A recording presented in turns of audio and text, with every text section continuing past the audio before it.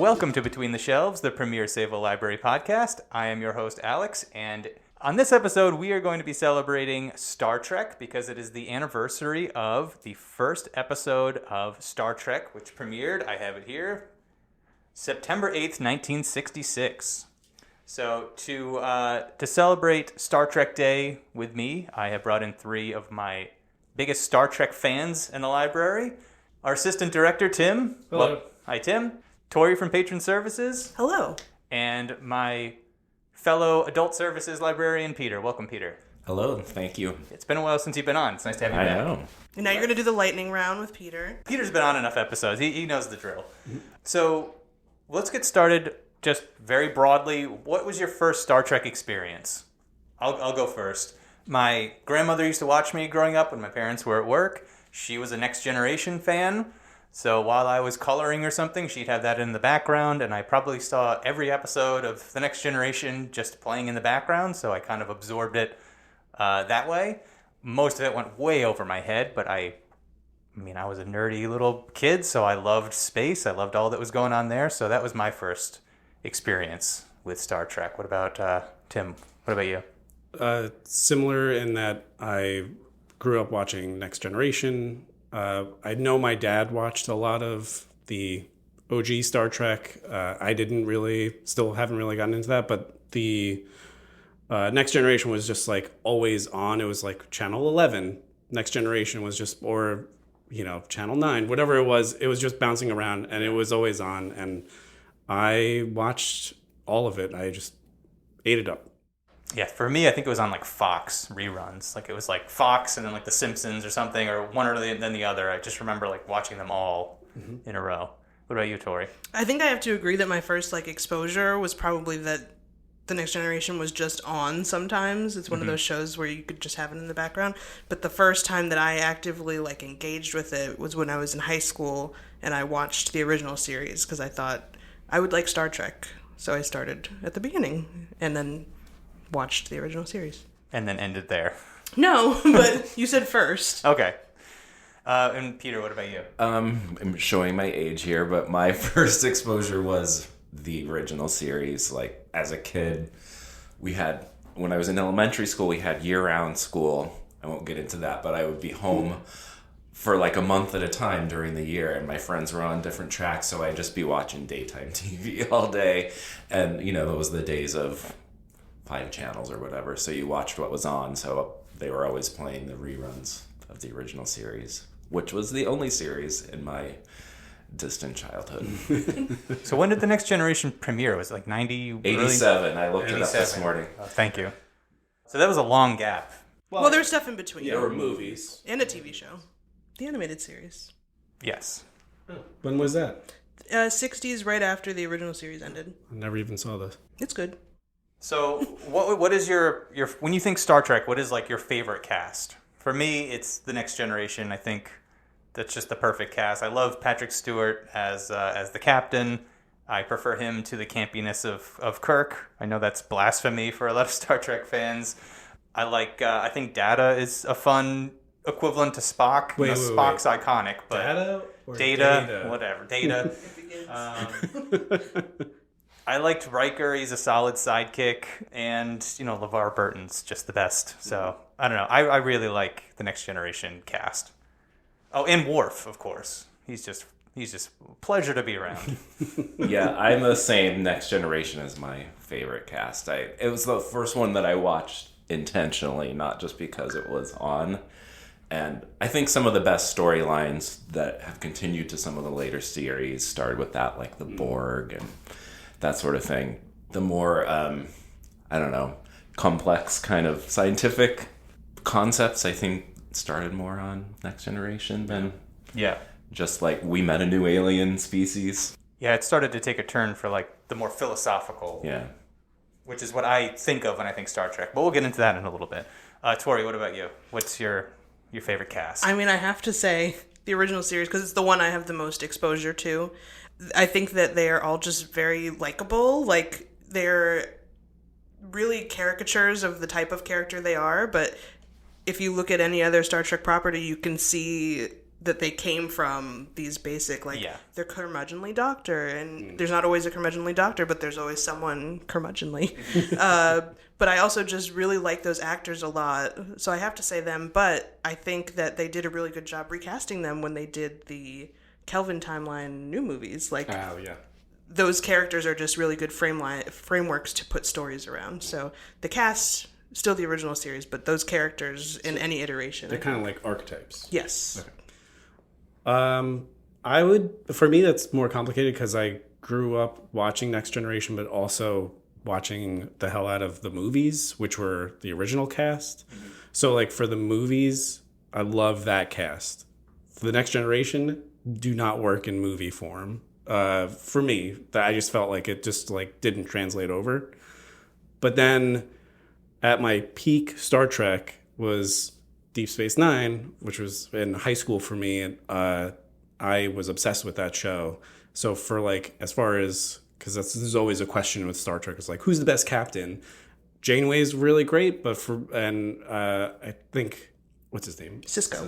Thank you. Cisco is just, I think he for me as a character, he was a really interesting character, and I liked seeing his adventures in Deep Space Nine. Although his episodes where he was playing baseball are the worst.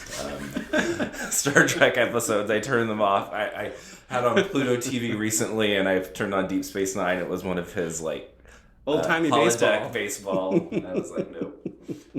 That is a funny element of Star Trek where it just seems like the writers have complete free reign to do whatever they want. They're like, okay, this episode we're going back in time, or this episode just going to be in the holodeck and we're going to have a pirate episode. It's just, they just can do whatever they want. I think that's one of the best things about that format of television that's not around anymore is like the 22 episode TV series where you could do like a one-off in like a speakeasy or some weird offshoot of just pick a time you can go there, and that's lost. Like I'm not really into the new ones, but I know the seasons are way shorter, so it doesn't, in any type of TV series now, you don't really get that opportunity. Yeah, the fun episodes to kind of break up. Mm-hmm. And it's nice because a lot of times those 22 episode seasons still have like an overarching plot line, and those fun episodes might have things from the plot line in it, but you could watch any episode of The Next Generation and not see it in order, and you could still enjoy it, and like you're not lost. But a lot of shows now, because they compress the plot so much, you have to watch every episode or you don't know what's funny you said Lost though, because Lost, well, you said Lost. but that is one of the things, like Lost kind of changed, the Lost TV show kind of changed that whole thing of like it's 22 episodes but it's all plot, and now it's very different, and Next Generation didn't really have any real overarching story for the most part. It was just randomness there wasn't like a continuous story going through it for the most part. Yeah, I think that's part of what gave it its longevity. It's kind of like Doctor Who has the same thing where there's like such a variety of type of episode that you can do that it's better at keeping it fresh for a longer time. Yeah, definitely.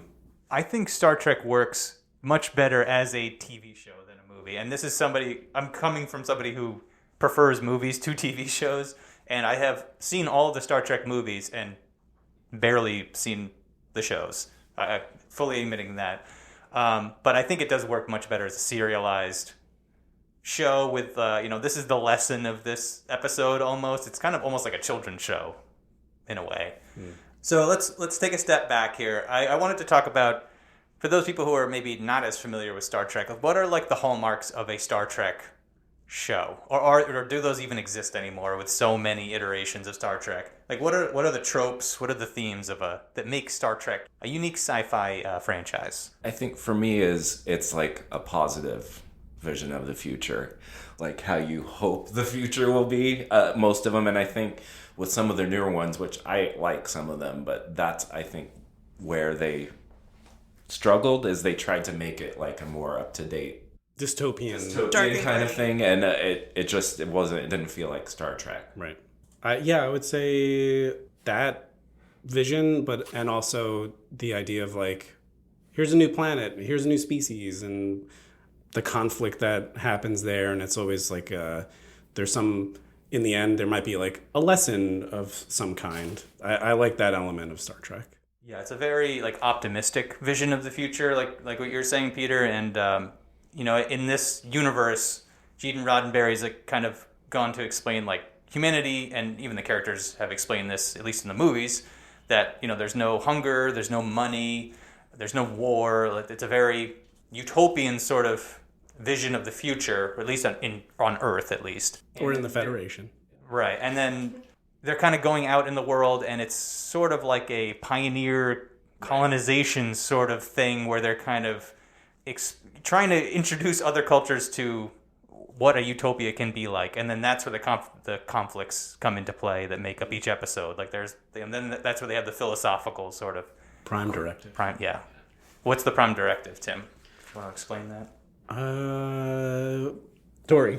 I'm going to defer to Tory. I can't say the exact quote of what it is, but when you go someplace, you don't mess with people or things that you find. Don't interfere. Yes. Yeah. You're not supposed to give them technology they haven't discovered yet. Which they all ignore. I was going to say, constantly break the Prime Directive.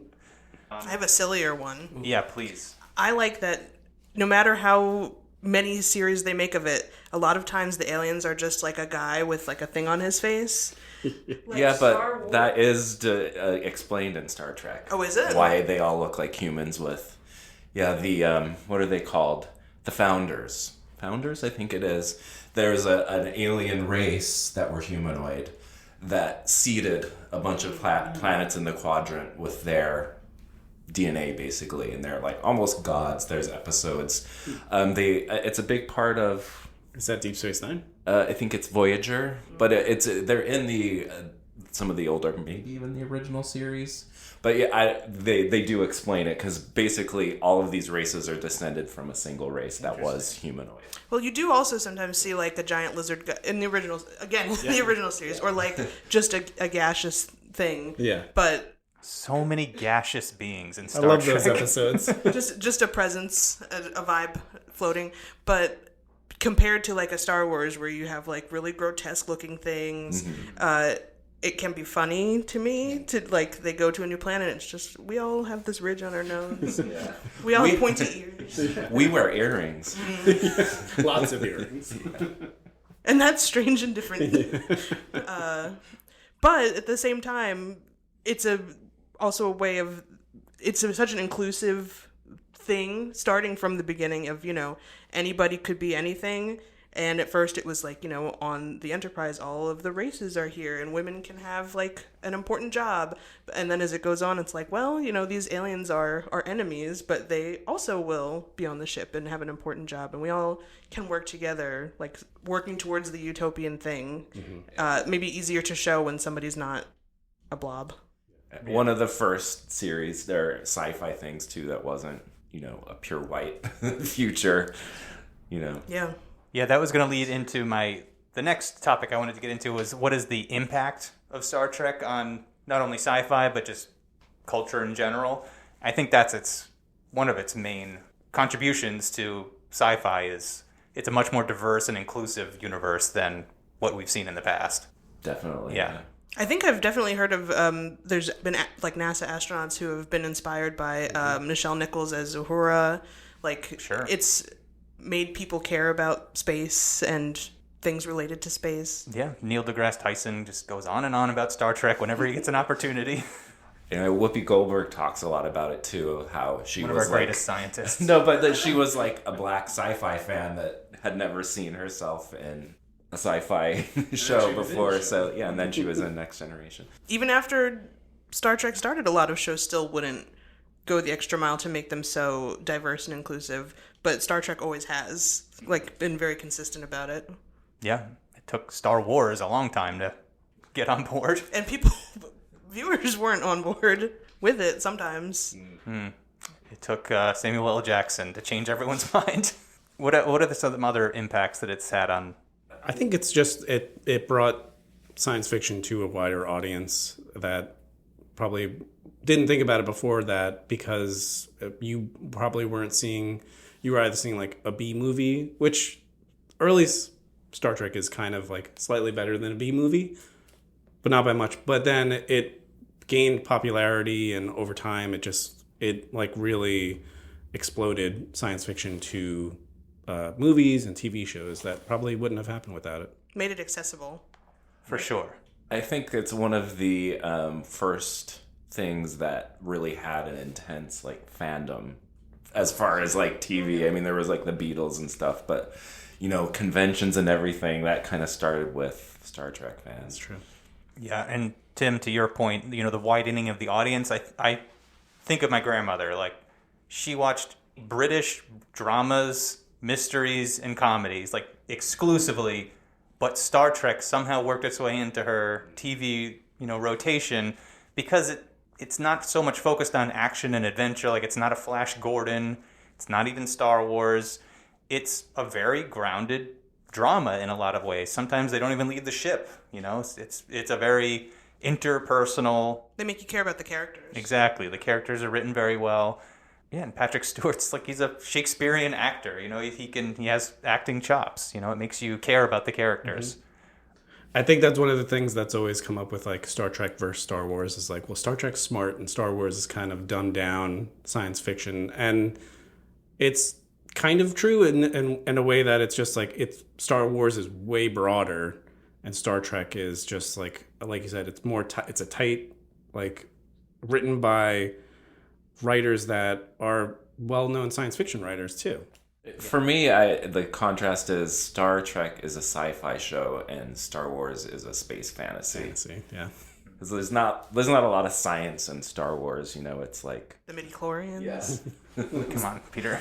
Do we need to mention that? But yeah, definitely, absolutely. But even just they've had so much more space to explore because it's been series, like so much more time that they can dedicate. Now Star Wars has some series to like expand the world, but you can do so much more with 22 episodes Yeah. over a year than you can in like one movie. We have to fit in this whole story in a movie. Yeah, and one other thought that's just occurring to me now with like the spectrum of Star Trek, which is very philosophical, heady, on one side, and Star Wars, which is very, emotional. I think is like a nice way Space to put opera. it. It's a space opera. Yeah. That wasn't a criticism. I like fantasy as much as sci-fi. It's funny, like, this is just my personal taste, but I think Star Trek works well when it's reaching towards the center a little bit, when it's starting to get a little bit more emotional. And then Star Wars works best when it's sort of reaching towards the center and being a little bit more character focused and grounded, I think, as opposed to like giant space battles and stuff. That's just my personal observation. I do tune out during the giant space battles. Oh, I totally zone out. I love a good space battle, but like you said, it's a good for balance sake. You need both. Like some of my favorite episodes on Deep Space Nine were when these giant battles were happening of just like this buildup of a story that's taking place over the entire season into a great battle, but you're taking your time to get there instead of just here's a battle just for the sake of having space battles. Right.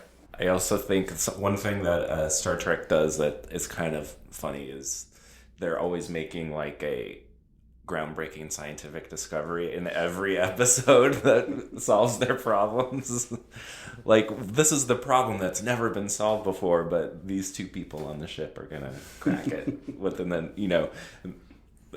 the last second of a... There's a time limit. Yeah. They're very heavy-handed with a Deus Ex Machina. Yeah. But otherwise you don't get the fun story that comes before it. Mm-hmm. Well, one thing that I think is something that Star Trek kind of pioneered too is the idea of a multiverse, because there were always episodes. I don't know if this was in the original Star Trek either, with like another dimension, and there were like mirror characters. Yeah, there's Mirrorverse in the first. Right. Yeah. So that was something that showed up in first one, showed up in Next Generation a couple times, showed up a lot in Deep Space, and it just kept going. And then they blew it up into the movies, which is an alternate universe. The new movies. Oh, the new ones. Okay. It's an alternate timeline, at least. Which they kind of like retro explain, right? I don't think that was the case from the beginning. It is, because they kill off Captain Kirk's. Spoiler alert! They kill off. It's the beginning of the movie. His dad, which didn't happen originally, and that spins off a new timeline. Right. So yeah, the whole idea of timelines and a lot of that was popularized in Star Trek. What do you think about that? I having seen all of the Star Trek movies, my least enjoyed movies are the ones where they explore time travel and multiple different dimensions. I think that's just a step too far for the grounded reality that I like about Star Trek. Once they start introducing time travel, it's like, what are we... Now anything's possible. It's just, I really dislike that. I didn't mind it just because it gave them room to... Like, they couldn't follow... It wasn't just remaking the original series. They were like, we're going to do new plot lines with these characters, and we need to find a way to get away from what happened. Yeah. And it allowed them to bring Leonard Nimoy into the movies. So I liked that. But I'm not a big fan of time travel in anything. It's annoying to me to have to... So Doctor Who, out. No, I love Doctor Who. Time travel of characters with themselves, I don't like. Okay. Like, where they're in their own timelines messing around, I don't like. But... for an adventure, like there's an episode of the original series where they go back to like the 1930s and they're gangsters. That I like. Mm-hmm. But I think they used it in a way that didn't bother me as someone who hates that as a trope. Yeah, the 2009 Star Trek movie is the best of all of them. Because not of all the movies, the best like, wow. use of time travel, dimensional stuff. Because it's used a lot in the movies. Like, I think a third of the movies introduced some kind of time travel. The first one that did it was what? Journey Home? Is that the one? He was like 4 or 5. That's the whale one. Yeah, the whale. Yeah, Voyage Home. Voyage Home. For that. But then they bring back that trope for which one? It was the Next Generation, First Contact. They also go back in time from when the warp drive was invented. Yes, which I thought was kind of a cool. I think it's a good trope if you can use it well. So like in that case, that's something that you would be interested in seeing. Of like, how did the Federation or the beginning of space travel happen? And you get to see that with the characters that you like. I kind of like that, but it's overdone sometimes, and messing with your own timeline. That's just it gets so convoluted. Yeah, that's too much. Yeah, it's just world-breaking to me. It's like, well, if time travel exists, then why does anything bad ever happen? Because if you can just go back and always fix it. I think usually in Star Trek, this is getting into the weeds, but it involves like some rift in space-time, and they're just like, oh, it's a temporary thing. It's a temporary thing. It's not like an established thing like a Doctor Who type of thing. Okay. And they also I don't like that when they have to get into the weeds of like, the butterfly effectness of it all. Like, if they just go back and they're like, we gotta get back to our time, and then they do it, that's not so bad, because there's no like, what are the repercussions? It ruins the episodic nature of it. Agreed. So if there are any Star Trek curious people out there who are looking at it the way I look at Doctor Who, where it's just gone on far too long and there's no... Oh, you can jump in anywhere with Doctor Who. Is that true? I think so. You should definitely... This is Doctor It's Who not a Doctor tangent, Who but episode. you should probably test out which Doctor. Like, you can pop around and see because there are very different seasons based on who the Doctor is. Like, you should start with the 9th Doctor, but if you don't want to, which you don't one have to. Christopher Eccleston. Oh yeah, Chris. The first of New Who. This But is we're not not this talking episode. about Doctor. Where should we start with Star Trek? All right, so Star Trek has almost a dozen series now.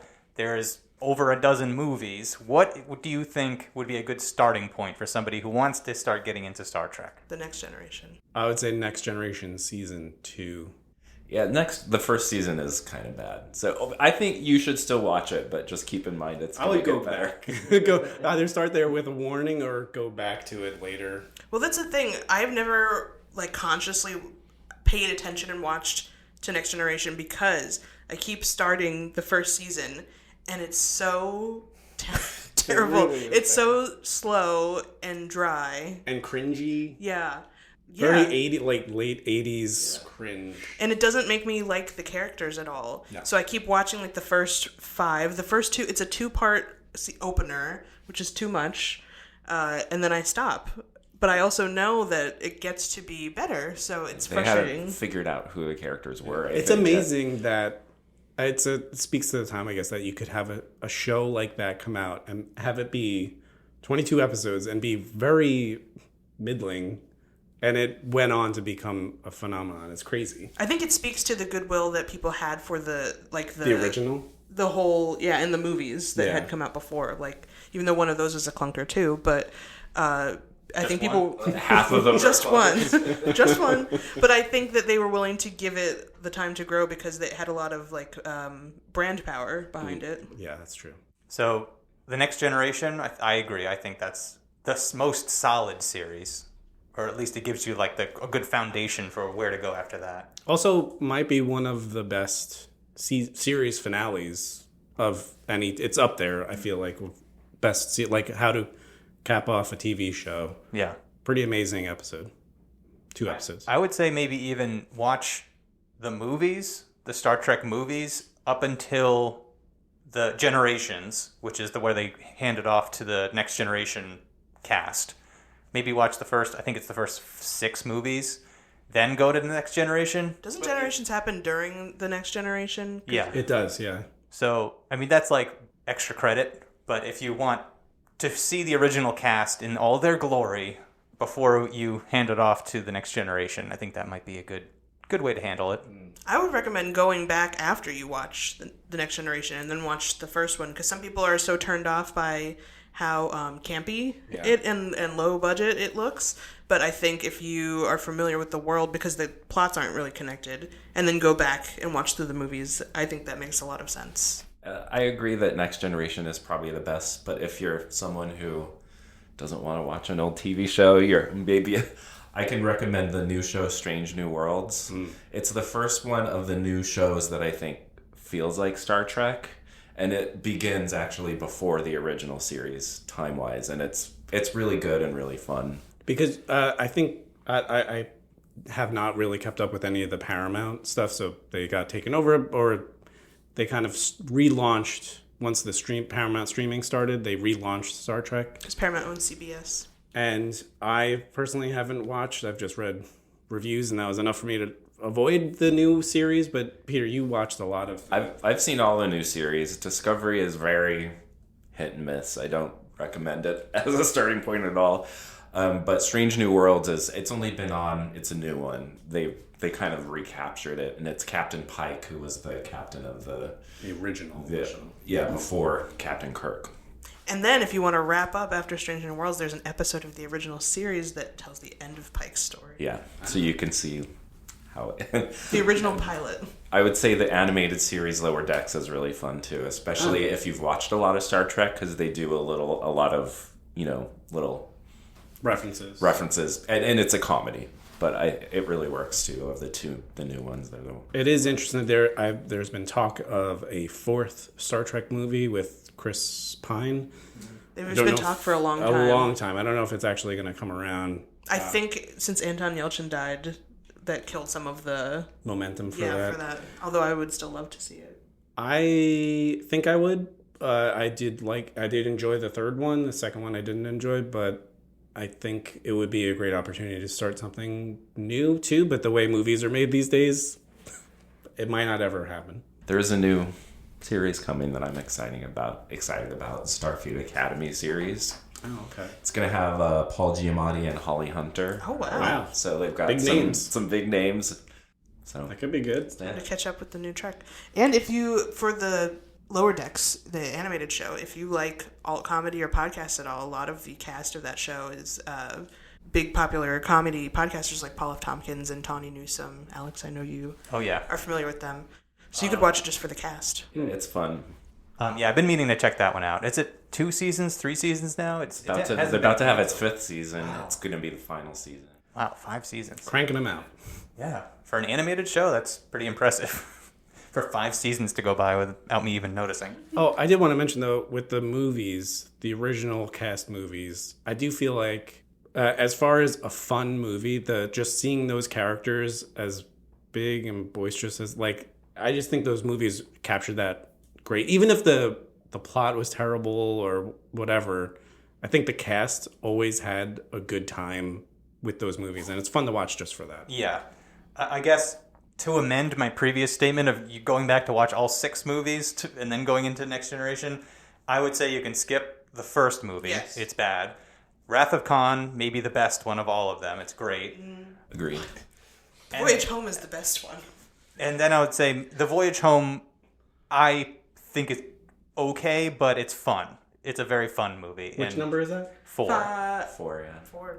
So there's always been this thing of the even numbered movies are the best ones, which is kind of a funny. It's number 4. Right. I think Leonard Nimoy directed it, and he can't do anything wrong.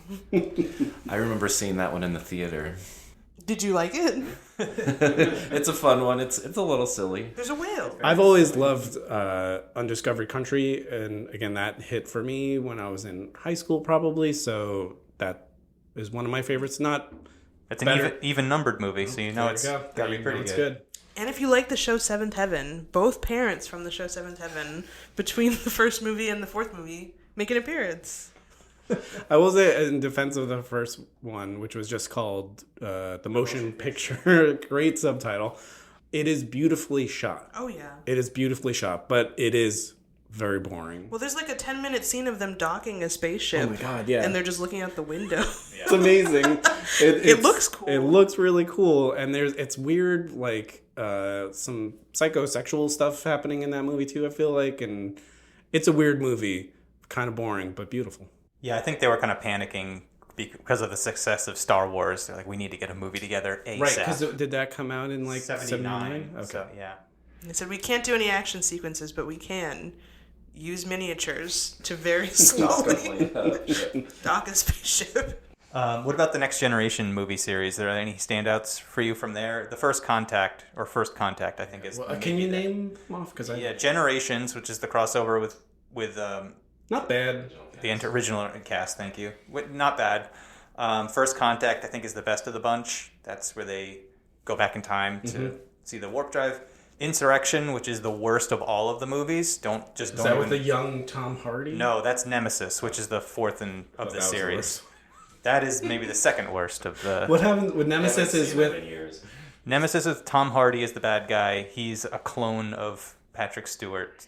And then what's the other one? The one before Insurrection is they discover a utopian society on a planet that is being exploited by a powerful corporation, and they have to basically... That sounds like a million episodes. And they crashed... that was controversial because they destroyed the original... Enterprise. Okay.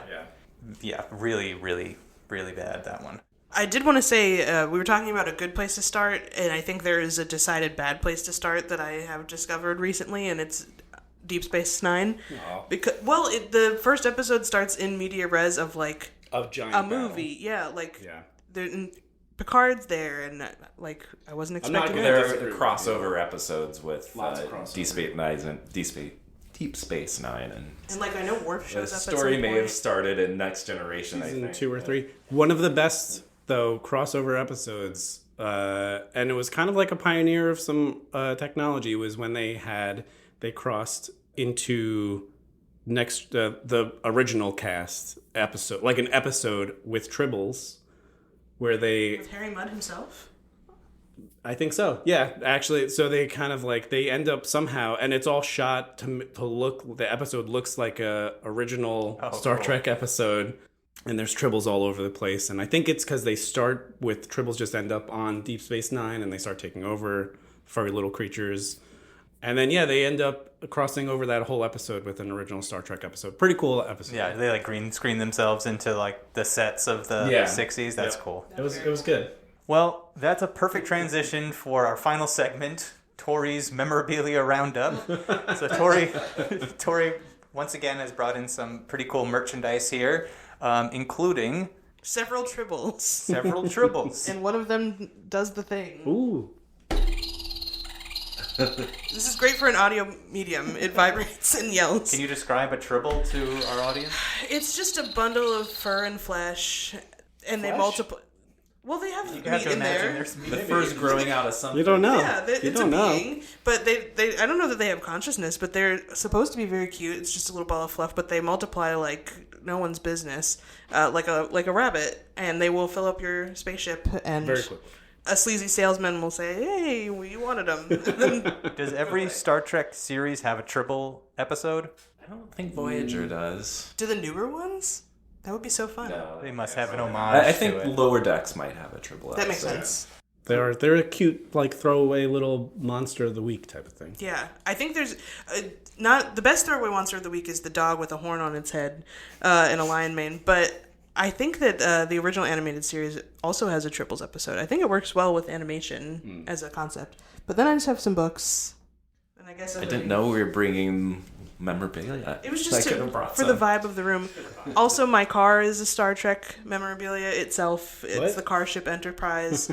On the back it says NCC 1701. Nice. And of course, you're wearing the emblem. The emblem, the whole.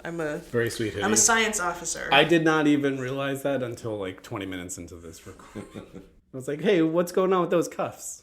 Just fancy cuffs. I have a picture of me in the captain's chair. That's not merch. From, They did an exhibit at the what's that ship in the city? the Intrepid. The Intrepid. Yeah, they did an exhibit back in 2016 where they had a whole they had the entire set and some historical stuff you could walk through, and they also had like a game you could play where you could do the Kobayashi Maru test. I failed. Everyone. Everyone fails. So that was a cool thing that I did. Sounds I fun. wasn't expecting this to be a Sounds segment. fun. I would like to say we were talking about the influence of Star Trek on other things, and if people like it, I think another good thing to look into, The Orville. Have you guys watched Yeah, The Orville? it's good. I've heard people say it's the best new Star Trek series, and it is not a Star Trek series at all. It's by Seth MacFarlane, who made Family Guy, but it's his take on like utopian Federation doing space adventures. Yeah, it is. It's better than Discovery. Is it still going? Yes. There's going to be a new. He takes like 3 years to make a season. Probably writer's strike had something to do with it. This No, it was before. He just likes to take a really long time. And I know there's been some issues with the cast. There's been some issues with the cast. But Look it up. he did recently say there's going to be another season. I think there's 3 right now, right? Or 4? I think so. 3. Yeah, it does feel like Star Trek for sure, even though it's not. Someone who grew up with Star Trek and then was like, you know what? If they're not going to do it the way I like it, I'm just going to do it myself. He started to make it like it was a parody, but then he Yes. made it very serious. Yeah. Well, they advertised it that it was going to be a comedy, but even in the first season, it wasn't He couldn't help himself. really consistently comic. For me, it's good. I like seeing that just because I haven't really had any desire to watch the newer Star Trek, so I have tried to watch it, and it's definitely on my list of series to watch. It hits the same sort of emotional beats with little pieces of comedy, weird aliens. Mm-hmm. Adventure. It's a ripoff, but it's a very good ripoff. Yeah. Nice. All right. Any other closing thoughts for our Star Trek episode? Go watch more Star Trek. Yeah. Come to the library. We have all of them. Boldly go To your to library. Paramount Plus. All right. Well, thank you, Tim, Tori, and Peter for being on this episode. And listeners, we'll check you next time. Live long and prosper. Peter, you interrupted my tagline. Catch us next time. Live long and prosper. Between the Spocks. And stop recording.